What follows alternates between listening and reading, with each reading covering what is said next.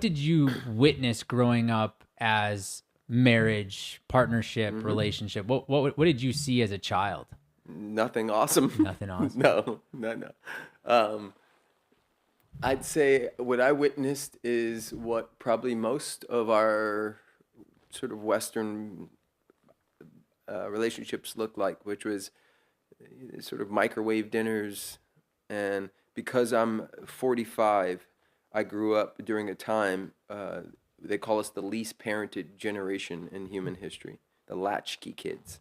So I had no rules. No one was ever home. I was 6 years old walking home from school by myself, and, Yeah. 7 miles. Anybody could have just came and scooped me up. No and cell just- phones. Nothing, Yeah. bro. They could have killed me, right? They didn't care. Yeah. And so, my sister making microwave dinners for me and me jumping off the roof and playing with the boys and I was just out. And my parents were so stressed out from their lives and all the demons that they were battling and the beautiful things that they just didn't have space for us. And kids adapt. All kids adapt. And so, because we're all reaching towards love, like plants reach towards the sun. And so, if you're stressed out, then me being an out of the way kid, that might get me more love. Yeah.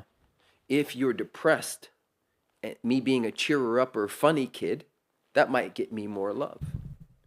If you are checked out, then me being a bully at school and fucking shit up might get you to pay attention to me. And so children adapt to get the attention of their caretakers or the lack thereof, right? If it's dangerous in the house, I work with people, and I think you know this, I've been leading workshops for 10 years plus, helping people move through stuff with the body, right? Nervous system, trauma, somatic work.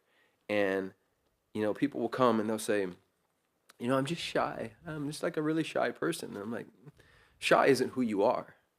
Shy is who you became as a child to stay safe. And that is no longer necessary, which is why you walked in this room. Because there's a part of you that knows that mask that you've been wearing since childhood.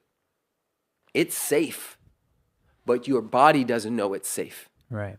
So you keep the mask on and you don't know who you are without the mask. That's why they walk into our rooms, because they know we're going to uppercut them in every single way until the mask is off and what's left is them. And removing the mask, first they have to actually admit that there's a mask, right? How do you get them to do that? That's easy peasy, man. I think most people know they're bullshitting themselves. Yeah. Yeah. Like we know.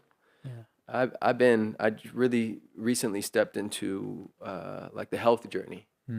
And even this morning, right, I was going to make some breakfast, and I'm really good at listening to that internal voice, right? The true one. Because there's the inner critic or the inner roommate, and then there's the true voice, the one that's guiding, guarding, and protecting.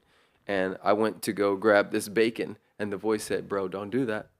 And I was like, "Oh, but I want the bacon," right? And I'm going back and forth. You ever debated in your head? Oh, yeah. I'm like, "Bro, I just want the bacon. Yeah. Can I get the bacon?" Yeah. You know what I'm saying? Can a brother get the bacon? Yeah. Right? And the voice was like, "Nah, man, you said you're committed. Put the fucking bacon down." And so I just put it back down and made something else, right? Yeah. So I know when I'm bullshitting myself. People know. Right. And when often one of the best ways that people figure out they have mask on is when they get around people who don't. And I think a lot of people see some of my content online and they're maybe initially triggered by me. They're like, why is he so boisterous and big and whatever, all the things? And then they start to realize like, oh, it's because that dude's freer than I am. Right?